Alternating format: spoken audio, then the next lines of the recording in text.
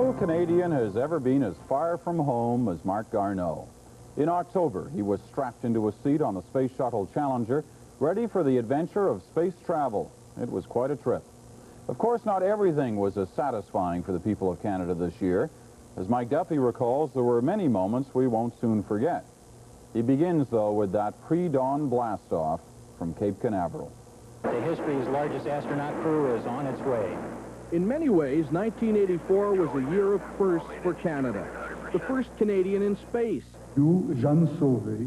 The first woman Governor-General. The First Amendment to the Canadian Constitution.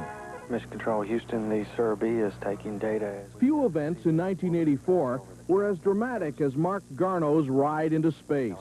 For 8 days, Garneau carried out scientific experiments aboard the Space Shuttle Challenger.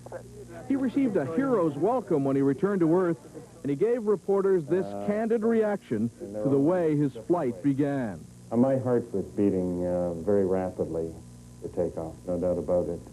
And I was not one of the busy people. Jean Sauvé made history in 1984. She became Canada's first woman Governor-General. I follow in the footsteps of the multitude of women who have served as the inspiration and, to a large degree, the artisans of this nation. And as Governor-General, Sauvé presided over ceremonies marking the First Amendment to the Canadian Constitution, an amendment guaranteeing the rights of Canada's native peoples. Governor-General Sauvé was also on hand to welcome the Queen when the monarch visited Canada in September.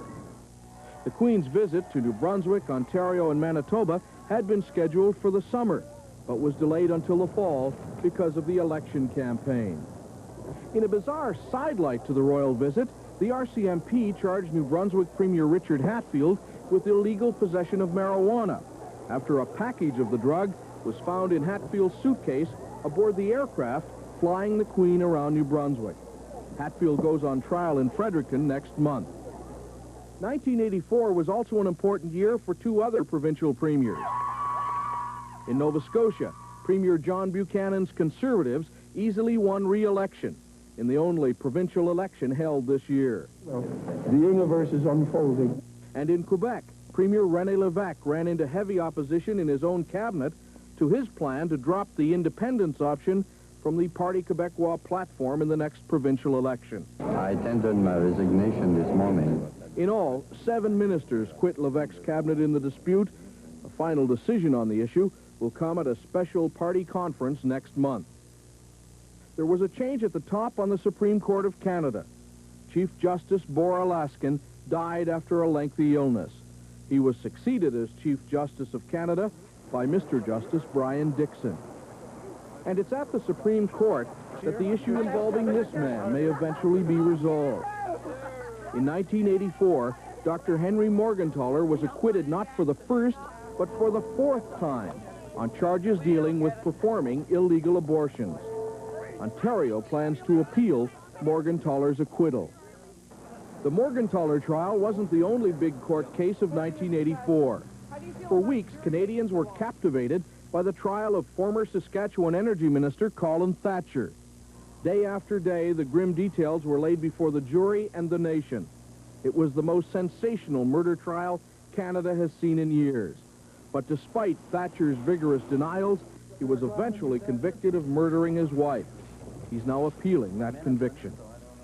Emergency teams rushed to the Quebec National Assembly after a Canadian soldier using stolen weapons began firing wildly. The soldier was eventually talked into surrendering, but not before 3 people had been killed and 13 injured. 3 more died and 41 were injured when a powerful bomb ripped through Montreal Central Station. The bomb had been placed in a storage locker in an apparent protest against the Pope's visit to Canada. And this was a scene repeated time and again across the country. The funeral of a police officer killed while on duty.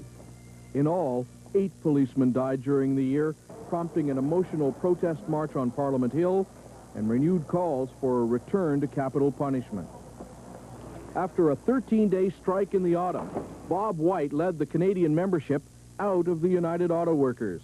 The divorce from the American Union headquarters in Detroit will take months to complete, but the union's Canadian members seem determined to go their own way. And one of Canada's smaller unions also made news in 1984. Employees at 6 Toronto area Eaton stores formed the first union in Eaton's history. They went on strike in an attempt to get their first contract. And as the year ends, Canadians are responding positively to the challenge posed by the famine in Africa. Thousands were moved by pictures like these to help the starving in Ethiopia and in other African nations. Individuals, farm groups, corporations, and the federal and provincial governments are all donating cash, food, and medical supplies. In a way, the Canadian reaction to the famine in Africa was one of the most heartening signs of 1984. After several years of economic recession, of looking inward, Canadians were looking outward again, with humanity and with generosity.